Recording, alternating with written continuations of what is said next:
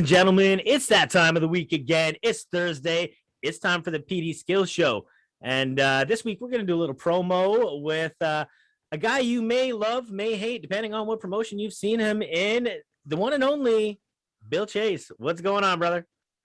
Thanks a lot for having me. It's good to be here. And, I love putting over Pro Wrestling Ontario. So, hey, why not? Hey, and wrestling is fucking back. So it's a great time to start putting over shows, start getting people on here. I'm really pumped about, being able to talk about current events instead of hopeful events or what ifs. So we'll start out here today. I mean, some people are obviously going to be familiar with Bill Chase. Some aren't. So, treat me like I'm brand new and fill in my listeners / viewers. Who the fuck's Bill Chase? Well, Bill Chase, myself, has been a wrestling fan for 34 years of my life, which is since I was 4 years old. I'm 38 now. How I got into the local wrestling scene, however, was I attended an Alpha One show back in 2011 where the main event was the Night Train Justin Sane and, of course, the late, great Brody Lee. And they just had unbelievable chemistry. And after watching the show, I'm thinking to myself, why am I not involved in this somehow? Like, so here I am. That was before Brody went to Japan? Oh, yeah. Yeah. That's when I worked with him before he went to Japan. So that's dating way back. We're old as shit. Exactly. And it was a good memory, and it's what got me kind of passionate about independent wrestling. Like, I've always liked independent wrestling. Yep. Since my tape trading days when I was younger. But this was what really ignited my passion to actually be involved with it. I'm thinking to myself, there's got to be a way I could be a part of this. So I started helping out with chairs at Alpha One shows at the Germania Club. My friend Justin Coleman, who is known on the indie circuit as Justin Graves, he got me involved, got my foot in the door with that. Plus my other friend Josh Rimmelswall. Now Josh and Justin own a company called Courage Pro Wrestling, currently running in Hamilton, and they kind of got my foot in the door there. So I've always been appreciative of them for that. And then Alpha One was supposed to shut down in late 2012, I believe, and they kind of had a they were supposed to be the final act, or it might have been the last act the show was supposed to be called. Yeah. But either way, they didn't end up folding like we thought. So we actually started planning our own wrestling company, myself, Josh, Justin, and a couple other people. And even though Alpha One reopened, we figured, well, there's no reason why we can't continue this. We'll just run a different part of the city. Yeah. And that's exactly what we did. And a couple of more people came on board. Andy Martin, who kind of set this interview up pretty much. And he was the only one with any real wrestling acumen involved. And after my first meeting with him, I realized I didn't know anything. It's this thing. He didn't make me feel stupid or anything like that. No, but it's just he's such a cool fucking dude, man. He wouldn't do that. He is, and it's just the fact that he's been in the ring, the fact that he's logged in quite a few miles, even at that point, it made me feel like, wow, I could be a little out of my element here. I should listen to this guy. And so I kind of shadowed him in a way where I just kind of followed him around, watched what he did, and to learn. And because in hindsight, I probably had no business running a wrestling company back then. But at the same time, though, I'm glad I did because, he helped me along the way, and it's gotten me to where I am now. And so we opened, it was called Fringe Pro Wrestling. Yep. This part I do recall because I was like, I'm pretty sure this is where Fringe starts. I'm like, all right. Yeah. So eventually, because a fellow by the name of Cameron Davidson became involved with it. Yep. And his name still kind of draws some ire, but not everyone hated him. But I can see he rubbed some people the wrong way. But Fringe was around during like more or less during a period where I was like kind of skipped out of the game. Like my kid's 9 now. When she was first born, I stopped wrestling for about right around that time, 6-7 years, right? So like when Fringe did the shit with like Death Proof and all that, I'd heard of Fringe, and that's how I heard of Fringe, was because I've always kept an eye on like my buddies, even when I was away from the wrestling business. And I was like, oh, so there's this Fringe one, and there's there's inner promotion. So that's how I kind of learned about Fringe, and then that your group of guys, so to speak. Exactly, and that's the thing. Like Cameron was a guy with wild ideas, and on paper and in theory they seemed okay, but then in execution they just never really worked. And it's not Yeah. that like me personally, I always got along very well with him. You know, him and Andy butted heads for other reasons, and you know that's the thing. Even I butted heads with him a few times, but at the same time, though, it was good we had Andy there Yeah, because and people can be great on the business tip and just or great on the personal tip and then be completely fucked on the business side. I mean, it is what it is.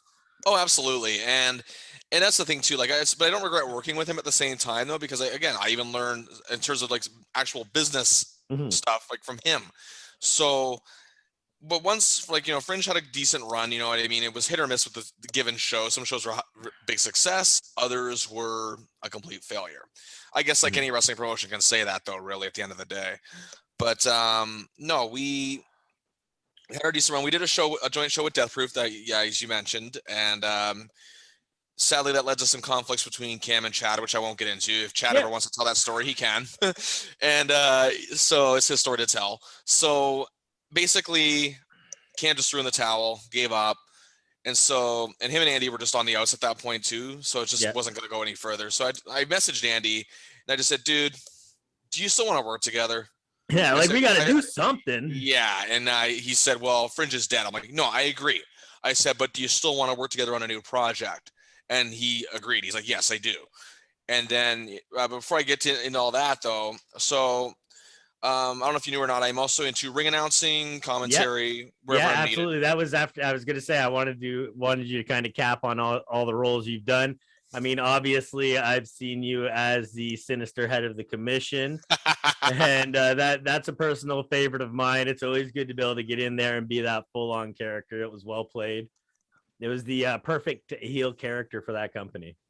Yeah, and the reason that happened was because so on the Fringe versus Death Proof show, because we had the little war built up between the two companies. Yeah. So I talked to Chad and I talked to Cameron, Andy, and that, and I asked, how about with my ring announcer role, I go full Michael Cole on this crowd where because he was playing that heel, but just before around that point. And I figure, that'll be good because this crowd already hates us because it was largely it was probably 70-30 Death Proof fans, I'd say, in terms of if you split it like 100%. But yeah, so I said they're going to hate us anyway. Why don't I heal on them for the fact that they're coming into our house and taking over things? And it led up to I'm chirping them all night. They want to kill me. And Smiley and his valet Trixie, they blew a mist in my face, and he hit me with a 450. And it was the first ever bump I've ever taken. I actually sold the miss and bump back, and that's so I wasn't even touched. The 450 though, like that's for a first physical interaction. That's one of those just fucking clench your butt cheeks and hope it turns out good scenarios.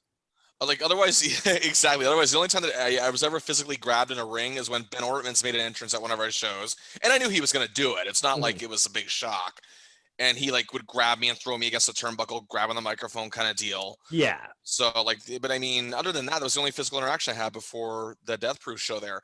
So after all that, because even despite and honestly, that's something I super respect. Just to sorry to cut you off, but I mean that's something I super respect because a lot of people have a hard time being in the business without being in the physical part in some way, shape, or form. And for some people, they can, and it looks good, and they pull it off.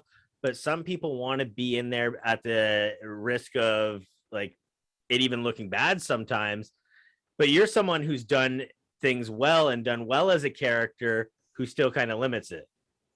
Yeah, and that was the beauty of it too, is that when Chad messaged me about it, so it's about a month after that show, even though despite the bad blood with him and Cam, him and I were still on really good terms. So he said to me flat out that I'm going to have something for you. It might be a while off still, which it was. Yeah. He said, but I'm going to have something for you when the timing is right.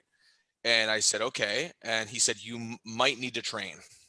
And I'm like, okay, sure. And then once he laid it all out to me, he laid the whole thing out to me. And I said, absolutely. I said, I am so down for this. And, because I've idolized guys like Bobby Heenan and, Mr. McMahon, even where these larger than life characters who were just, had the gift of the gab and were just, that type of character that didn't get his ass kicked off him, but when he did, it was really important, and fans loved it. And that's what I wanted here. I wanted every single Death Proof fan wanting to hurt me and wanting to see me get killed. And I was nervous. I was nervous the first time because when that whole thing started, I'm in a ring full of debris. You know what I mean? I'm hoping just not to trip over anything and not lose my. And I'm thinking to myself, wait, I've ring announced I don't know how many times. Why am I nervous in a ring? But I guess it's because it's the first time I'm playing a character, really. And as I'm walking around and I'm trying to, admonish Shawnee Mo for, something he did wrong, God rest his soul. And he made this very easy too. He did. He always put me at ease. Well, he had his way of putting me at ease. Like, don't be a bitch. Just get in there and do it. Right. That's what he always said. Style. Yeah. And he's like, you'll be fine. Don't worry. And like, just stuff like that. Right. But he could say the most offensive thing to you. And with that fucking goofy smile on his face. And you were just like, okay, it's like, okay. Like, you're like, don't be a bitch. And with this big smile. And you're like, okay, maybe he's right. Well, even the last time I saw him, he just said, he just greets you with a big smile. It's like, F you, Bill Chase, and gives me a hug. Yeah. That's just how he was. And, I miss him for that. But he was very, at the same time, though, he was very helpful and just pointing out little things I'll need to do when I'm in there. And he was great. Same with Tyler Hill. He really helped me out a lot as well. And because he was part of the angle, because he was my quote unquote henchman. But yeah, him and Nick Watts both ended up being my henchmen. And well, I mean, adequate role for him. Tyler Hill, you are a piece of shit if you're out there. We all know this. Yes. And he's facing Matt Cash on Sunday. So it's going to be an interesting battle between those two. We've had quite a few. And I will want to get into that a little more in depth there because we will. Something I'm obviously following there. So, yeah, I mean, you've done obviously the role in the commission. You're saying you've done the announcing. You've done commentary as well? I have, mainly for I've been doing it for MCW out in Brantford. Also, I've done it for HPW, which is Rip Impact's wrestling school and the student shows on that. HWE, which now runs out of Battle Arts. Which is dope. I mean, I kind of saw it coming with the way the purchase went down of the school, but I mean, that's awesome. I love the use of that arena. It's great.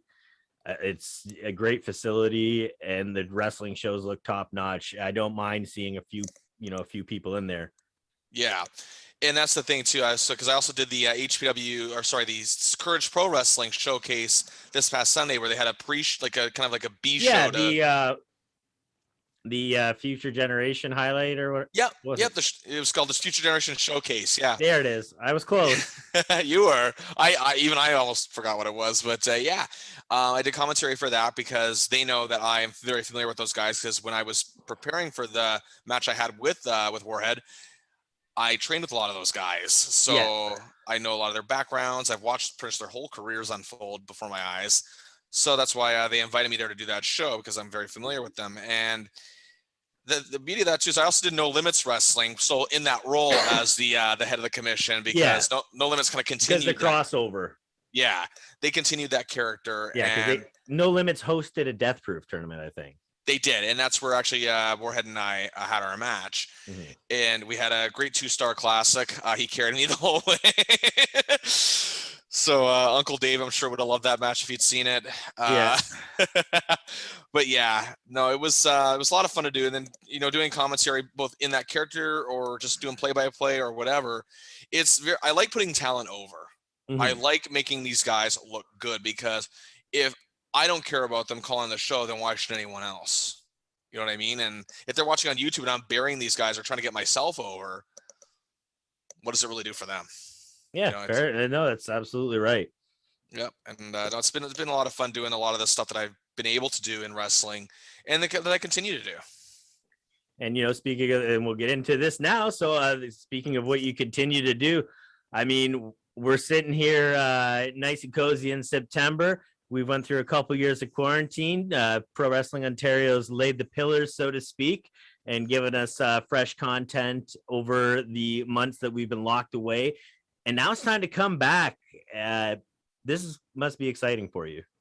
It really is. It's exciting, and I don't want to say nervous, because I'm not like nervous that way, but I am, I guess you say eager, if you will, and just kind of have that balance of nervousness and excitement where, you know, we mean the pre-sales have been really good, but at the same time, though, that's not exactly what I'm worried about that way. It's more so how the show is going to come off and execute it. Because outdoor shows are completely different for a lot of, you know, because some of them don't work outdoor shows often, or if they haven't, it's been a long time. And thankfully, NSW has run some outdoor shows, so some of them are kind of used to it. And we use some of the same talent, and it's a bit nerve-wracking, but at the same time, though, it's also very exciting, the fact that, you know, we want to make the show everything as best as it can be, because we want to give our fans a good return, and we also want to give our roster something to really sink their teeth into, obviously, too. Yeah, and before we get deep into the show, hit our listeners with what's going down this weekend. Let's get some time, date, all that good stuff. Well, the actual show is called Apologies Are for the Week. It takes place this Sunday, September the 19th at Mainway Sports in Burlington. That's 3141 Mainway is the exact address. Tickets are $20, all general admission. If you want to, they're running out fast. So if anybody listening wants one, reserve yours via e-transfer. We'll write your name down, have it ready for you at the door. It's pwotickets@gmail.com, all lowercase, all one word. And also, we're going to have, you know, a pre-show match as well. And we're not going to give away what that is because it's a surprise. There you go. But, yeah, we got some good stuff happening coming your way this Sunday. The main event, of course, open weight title. Tyler Hill, the Canadian bad boy, defending his title against longtime frenemy, White Trash Matt Cash. All right. So, and we'll get into that match because and one thing I will say that, you know, because you're saying, telling people out there, get those tickets. Honestly, guys, I urge you. And I don't just say this because Chase is on the show here. Check out their show.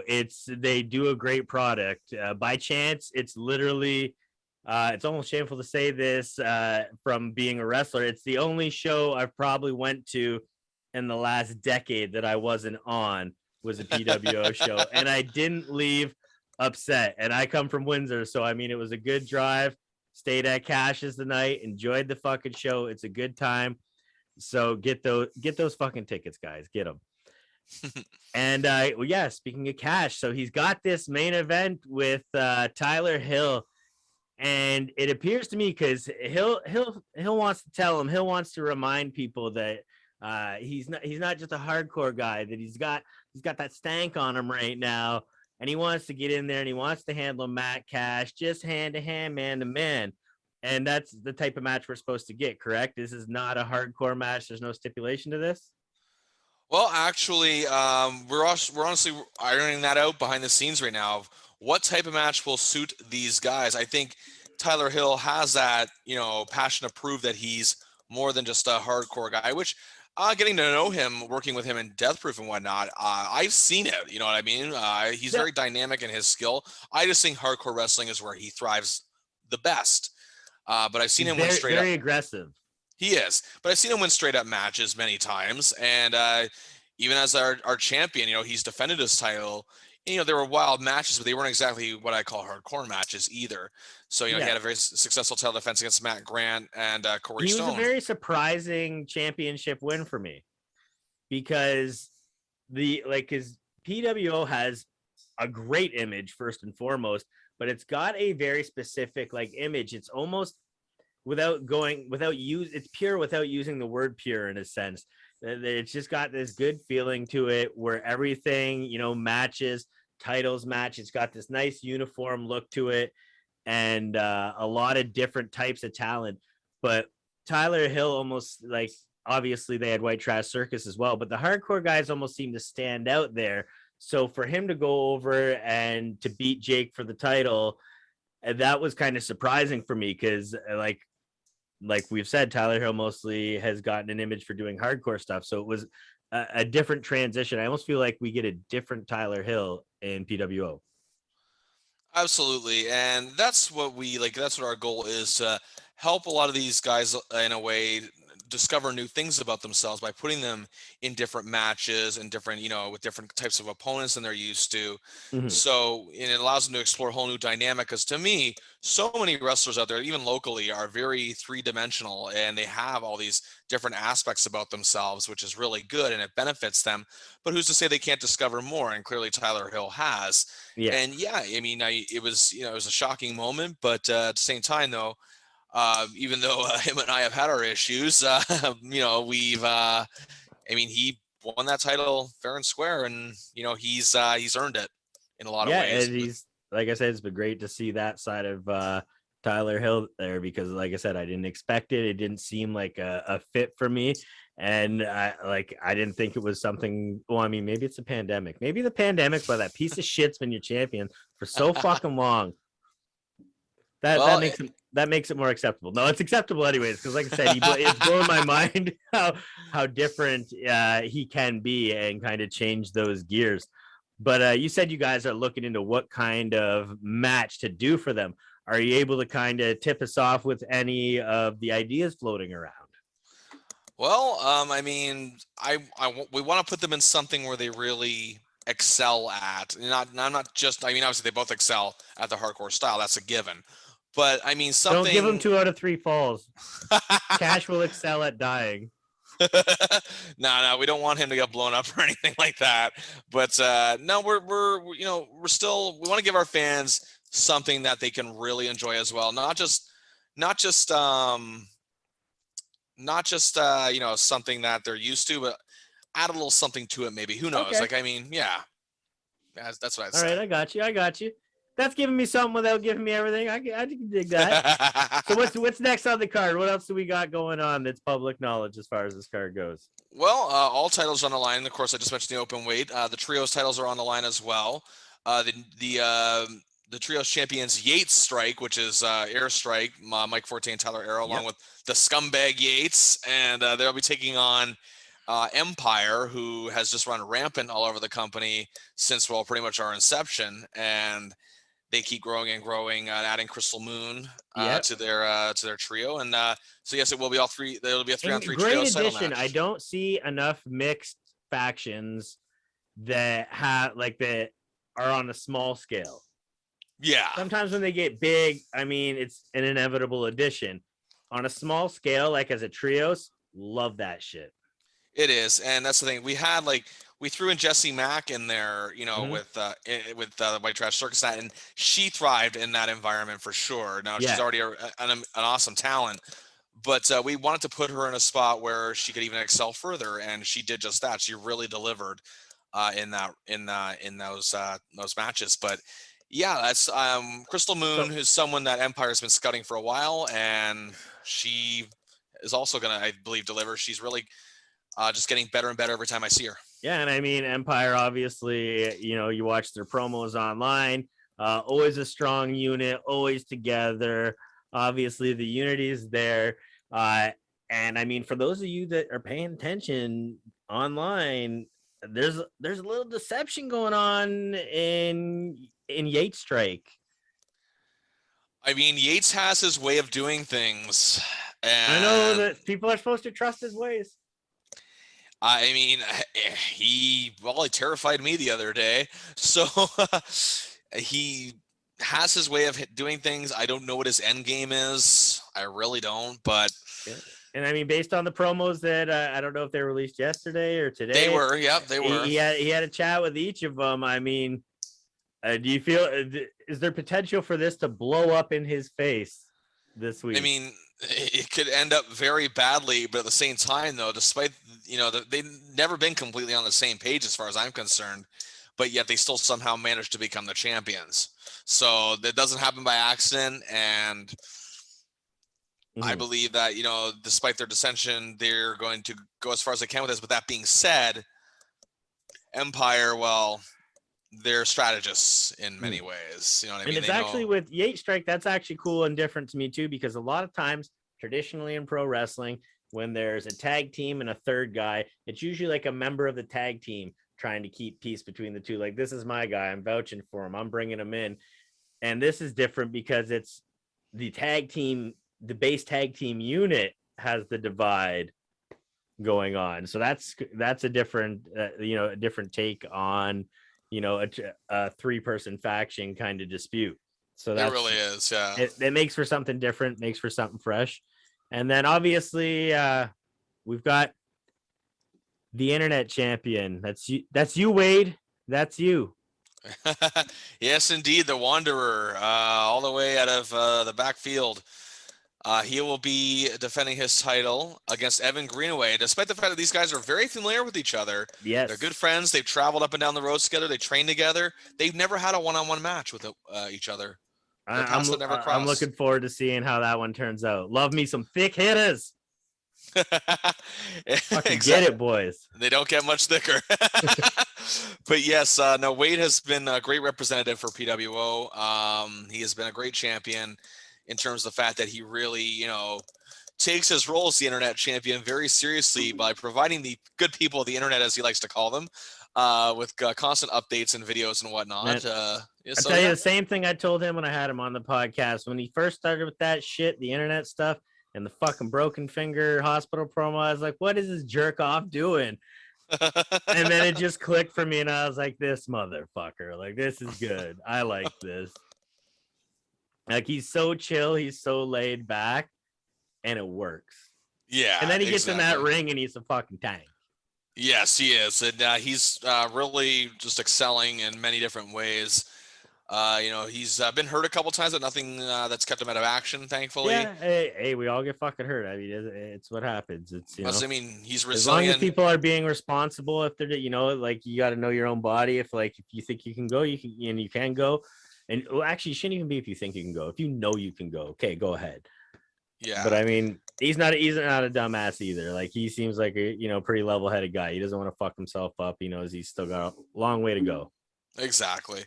So those are our 3 title matches. We also have number 1 contendership for the internet title on the line as well. It'll be Liam Worldwide, the global heartthrob, going up against the very diabolical Corey Stone.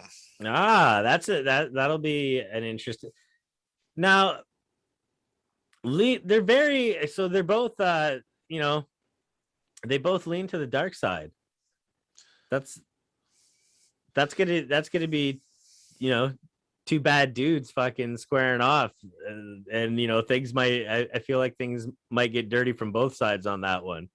Well, there's Liam, who's never met a mirror or any kind of reflection that he didn't like, and there's Corey Stone, who's just, I swear sometimes his glasses fog up just from the cold breath coming from his mouth. So that's what I mean. These aren't 2 nice guys by any means. So obviously both vying for that top spot, both dirty players, egotistical kind of guys. Oh, and they are for sure. That'll be again another different dynamic. It's not that classic, like, oh, we're gonna, these are 2 fan favorites. Let's see how much we get to the chair. No, these are 2 assholes. Let's make these 2 assholes fight each other for their spot. Let them rip each other apart. Exactly. It's a game of one-upsmanship. I think of that match on Raw years ago between Randy Orton and Edge, where they're both just trying to out-cheat each other to see who would win. And I think that we might see something similar here. I don't know. I mean, Stone is more about the mind games. I love, like I said, always with the the stuff you guys do. I love the different dynamics. Oh, absolutely. And we feel these 2 will really deliver something special for the fans. They always do, in my opinion. These 2 always go out, give that extra mile, if you will, in the ring. And Liam, he's beaten Wade twice, so he's made his case. But Stone, at the same time, has been a trios champion. He contended for the open weight title recently too. So, and some say he would have won that match if Mark Shaw didn't interfere. So, they have both stated their case, and the number 1 contendership match, only way to go. And I can't wait. Now here's a weird one, because I mean, saying the way Mark Shaw interfered and stuff like that. Obviously, Mark Shaw. I mean, I've had him on the podcast. We've discussed his involvement as far as PWO goes. He's a fan. Like he's a guy. Like whether he's being an asshole or fucking smiling, being a baby face, he's a guy that people in that area seem to dig. Now there's 3 of yous.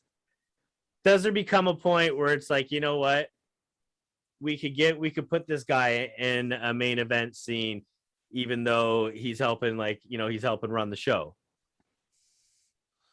Well, Is that like, because I find a lot of places like where there's a promoter who's also a wrestler, they never get their own time because they never get to give themselves that time because it's frowned upon. But you guys are in an interesting spot where there's several hands in play. Is there a time where you like? Is there a situation where you guys are like, sorry, Mark, like this is what we think it's a good idea, whether you like it or not? Honestly, most of the decisions he's made has been to benefit others. And I know he's that kind of guy, and that's most guys that I know that work and promote are that way. Yeah. But he's that's the thing. He's, despite his name, he's not a mark for himself that way. So yeah, that's the thing. He's really down. But he grinds for others. Yeah. He's really down to earth and is more focused on what he wants the product to be, where he's not really too concerned. Like, obviously he is concerned about himself, clearly, because he's still a performer at the end of the day, and he wants to sink his teeth into something when he steps in the ring. But that being said, his primary objective is to always help other talents whatever way he can, and he's always been good that way. That's why I feel the locker room always unanimously respects him every show. So I feel that they do see that he's for them. And that also, again, he is the wrestler out of the three of us. You know what I mean? I've been in the ring a couple times. I wouldn't call myself a wrestler, obviously. I was just some scummy little head of the commission who just bit off more than he can chew, I guess, at the end of the day. Hey, fair enough. And but still, I enjoyed my, I joke with people, all my matches were main events, I tell that same joke because in the last 7 years, I've usually been like the blood match on the card. So if I don't go before intermission, I go main, and I'm like, I had 3 companies where I made my debut with them in the main. I was like, just because I'm doing hardcore. I was like, well, that's interesting. Well, and then that's the thing. Like I've been but in my main events were no picnic. I was booted in the face by Warhead, put a power bomb through a table by White Trash Circus, and given a boot that nearly took my head off from Shawnee Mo after a cage match. So it's it's not always a picnic, folks. Despite the dreams you may want to live, it's not always what you dream of it being. You know what I mean? It's not exactly, you know how to fall, you know how to do this, you know how to do that. And it's like, still, no, sorry. No, not how it works. Not how it works. Not at but all. No, but to digress to your question though, yeah, he's honestly, in the back of my mind, I'm sometimes expecting him maybe to say something of that way that might be a conflict of interest. I don't think he will. That's why I kind of brought it up the way I did. Like, does there come a point where do you guys because he'll never, no matter how over he gets with that crowd, he won't be the one to say it. You guys would have to tell him. Yeah, because I'm thinking, oh wait, is he gonna make himself champion? Oh wait, is he gonna put himself in the main event? No, but even just to see him in a match in that capacity, because I gotta wonder, because Tyler Hill's a slugger. Tyler Hill is a fucking slugger. Oh yeah. And when I look at the roster and look for someone who could match him as far as a badass slugfest, Mark's right there. Yeah, well, that's the thing. He's always for the company above all, and that's what I've always respected about him. He was like that back at Fringe too. He was always looking out for guys, that he really wanted to help mold into valued roster members. Like at Fringe, I remember he was really keen on Aiden Rain. Aiden Rain was really just kind of beginning his wrestling career. He had experience as a referee leading up to that, but he was just kind of beginning his wrestling career, just kind of getting his feet wet in Death Proof as well. Is he on the card? Is Rain on the card this weekend? He's not. No. He is he's obviously been a valuable part of our roster in the past, but his status at this time is actually unknown. Yeah. Fair enough. Is any other PWO faithful that we could look forward to seeing at the show this weekend? Yes, indeed. There's going to be another big match between Devin Parkside, who made one of those unlikely comebacks I've ever seen in the world of indie wrestling and has thrived at it to boot, will go up against the man who helped train him for his comeback, Rip Impact. And that's the thing. It's more so that he knows how important this match is because by kind of beating the guy who helped prepare him for Yeah, this, it he's puts seen him how at bad another he level. wants it, and that. So obviously they're both going to put that same effort forward. So that'll be a banger. Yeah, whereas Rip he lost a big match back at one of our last live shows, and he wants to get back on track, obviously. And yeah, so I'm looking forward to that as well. And we got two big appearances actually. Their matches have not been determined, but we'll also see Safe Travis Moore, who, you know, what he lacks in size, he makes up for 100-fold in heart. You know what I mean? That's what I've always liked about him. And he's a dude that I've gotten to know over the last year, doing yeah, stuff with No Ring North, and then running into him and passing at shows like the PWO show, and then even other shows where he was just there. And I'm like, you know what? I fucking love this dude. Like he is great. Yeah. he's about it, and I loved when that little drama went on that everybody had his motherfucking back. Yes. Are you referring to his appearance on a certain podcast? More or less the heat on. Well, I mean that, and then the message board bullshit.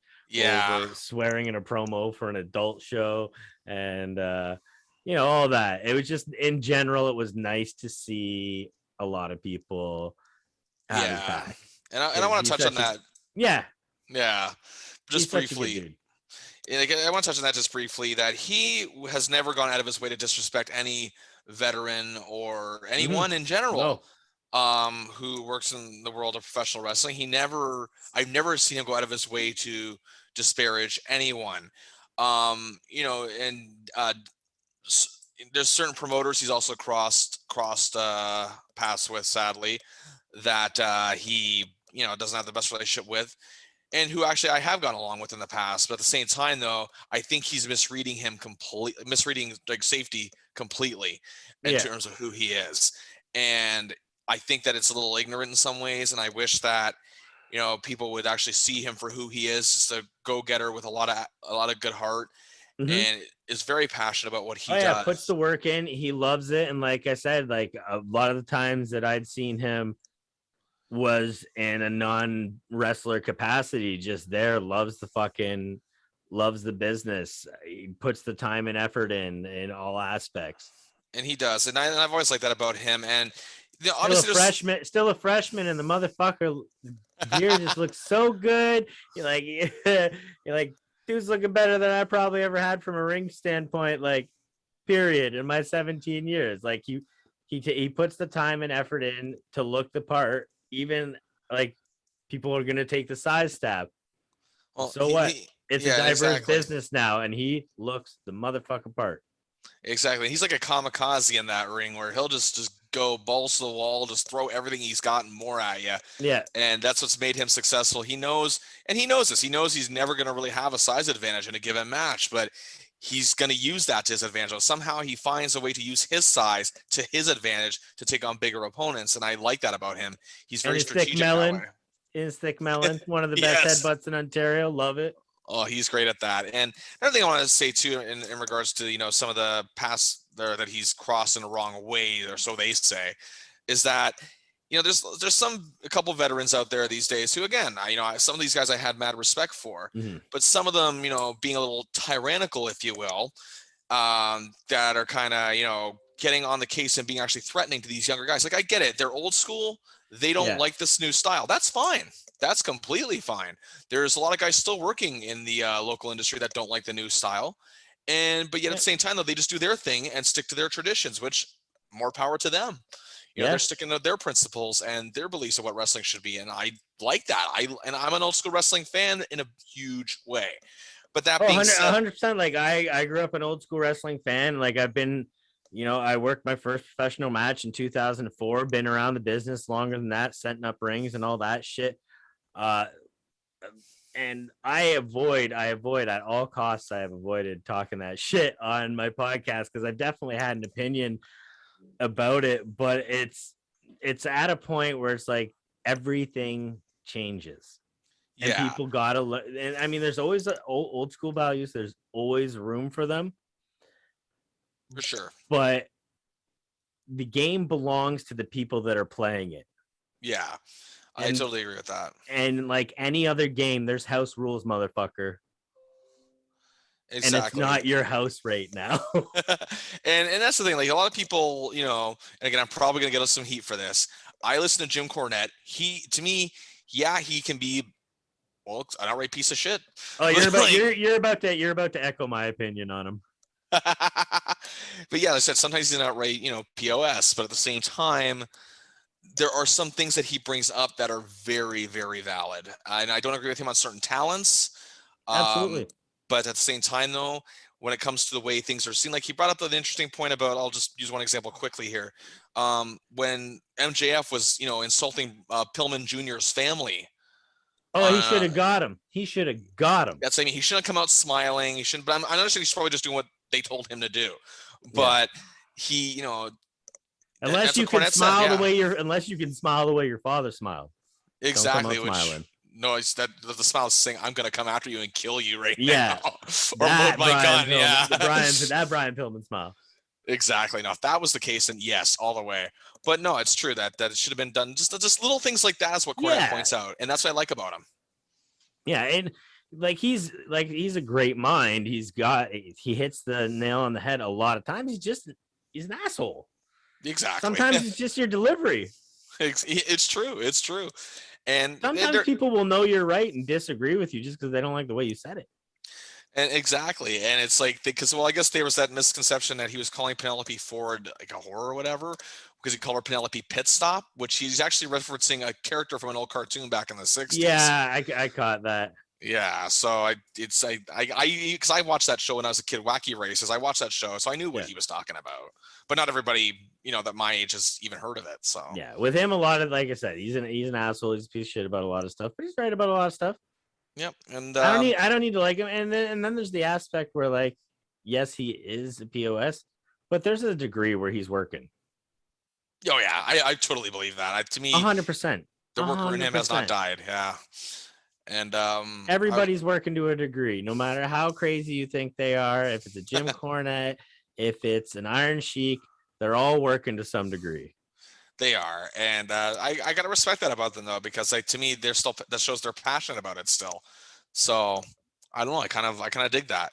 Mm-hmm. But one more actually. So before we I want to wrap up the PWO hype anyway. We got one more huge appearance. We got Antihero SOS, the former hacker, if you will. Yes. He will be at the show. I was his worst match of all time for a week.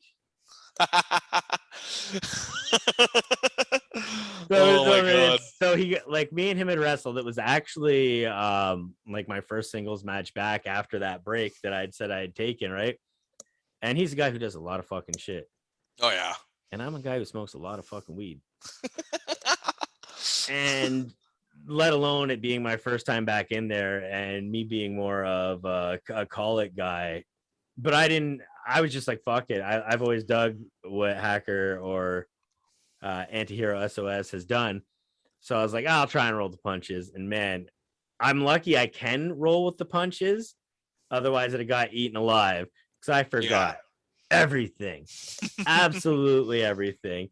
And like, he was on his podcast. He's like, I had the worst match ever. Oh, yes. Okay. Now I remember this. Yeah. Yeah. And I was like, oh my fucking God. I'm like, I know I forgot a bunch of shit, but I've seen the match. And then he said he'd seen the match, and he's like, and he played it back, and he's like, I take it back because this week I had the worst match of my professional career. He's like, he watched back. He's like, Petey Skillz is technically sound.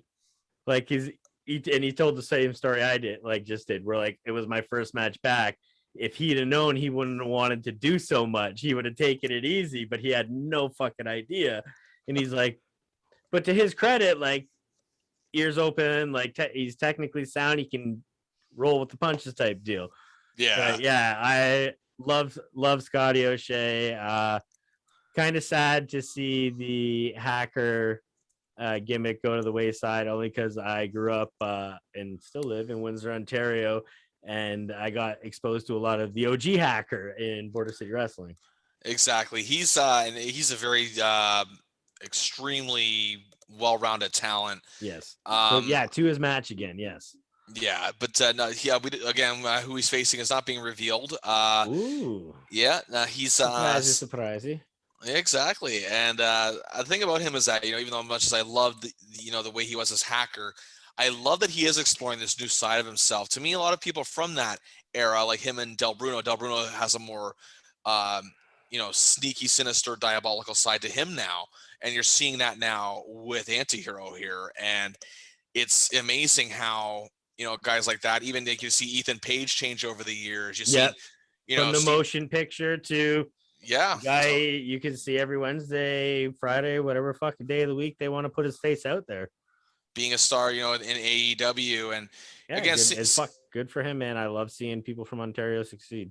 And even Josh Alexander, to name another one, he's evolved over the years in different ways, becoming the destructive, going from Jay Phoenix to being a destructive walking weapon, and Steve Brown being a lackey of Brody Lee, into the Bone Crusher. It's insane how these guys from that era have evolved, and I like it. Yeah, absolutely. So you've got him against the mystery partner, and does that round out the card that we know of? That's what we have announced so far. That's pretty much all the announcements we're going to make. Also, in addition to our broadcast team, the one and only Kingdom James. Yes, I did see that. I thought that was a cool. I was like, oh, that's a cool fucking pickup. Because, like I said, you guys have got I feel like you guys have got that classic wrestling feel. So to get him as a new voice, I was like, this is dope. This is super dope. And exactly, and all three of us are just fans of him in general in terms of what he brings to the table. In my opinion. Yeah, he really is, and I know we're happy to have him. He's going to bring a lot of expertise and also a little bit of humor to the commentary table. But at the same time, though, he's another one who knows the talents very well, because he's been in the ring many times. Obviously, throughout his long career, he's also done it all. It seems in wrestling, promoting. Commentary, and he's been a successful wrestler to boot for more than 25 years now. So yeah, there you go. There we are. So a lot of things to look forward to. You know what, just to make sure everybody remembers where to get them fucking tickets at, let's hit them one more time with that date, time, and all the good stuff. Oh yes, indeed. It starts at I was gonna say doors open, but since it's an outdoor show, we technically don't have doors. But admission begins. The gates open. Yes, the gates open at 3:00. The show will begin. Bell time is at 3:30. For anyone who still wants tickets, because then they're going fast, and I have a feeling we're gonna be all out by Sunday. If you want to reserve yours now, just hit up pwotickets@gmail.com. That's an e-transfer. Send $20, and we'll write down your name. Your ticket will be waiting for you. Also, what was I also gonna say? Oh yeah, so masks. I should reiterate, masks will be required, of course, unless you're getting unless you're in your vicinity of your family and only your family. But pretty much they're required for the most part, especially when you get up to just do anything, whether it's purchase food, drink, whatever, bathroom, yada yada yada. It's just the same protocols people are used to. Nothing's really changed. So yeah, that's other than that. I can't really think of anything. Oh yeah, bring something to sit in, because we do have some chairs, but we may not have chairs for everybody. So again, we urge anyone actually coming that's already purchased a ticket to, and we've mentioned this on our social media, to bring like a lounging chair or whatever, like that you'd bring to the beach or a festival or whatever. So yeah, BYOC if possible. Exactly. Exactly. But yeah, we also have a patio there where people will likely be able to see the ring from if you want to sit down and have a drink, or they got a small food menu, but a food menu nonetheless. It's Mainway Sports in Burlington. 3141 Mainway is the address. And yeah, no, just to reiterate, no road, no street, no boulevard, nothing like that. Just 3141 Mainway. That's it. Lots of parking. I was told to mention that. Lots of parking, not just but it'll be behind the building where if you want to park your car, but there's also a big parking lot across the street. The building there is presently, I believe, vacant. There was like a for sale sign. It's sold now, but I don't think anybody's in there yet. So big parking lot, parking all across the area. So you don't have to worry about that.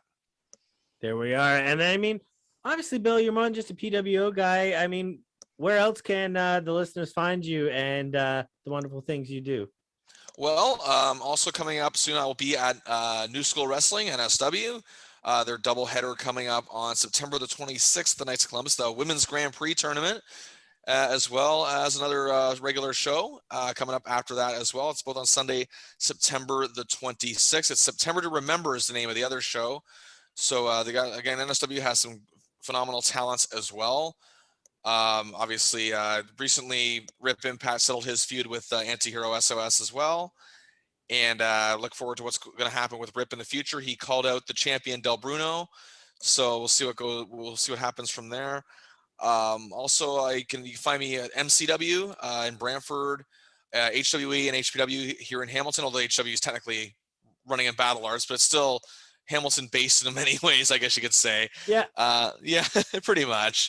And as well as just recently again did commentary at Courage Pro. Whether that role continues remains to be seen. I believe it will, but as far as I know, it is. They haven't said otherwise, so we'll see. And that's pretty much the main places where you can find me these days on social media. I'm at BillChase33 on Twitter and Instagram. Beauty. And you guys know where to find me, as always, at PD Skillz Show, Twitter, Instagram, YouTube, Facebook, all that shit. And until next time, I'm PD Skillz. This is Bill Chase. Buy my fucking t-shirts. They're down here. And catch you next week, guys. We out.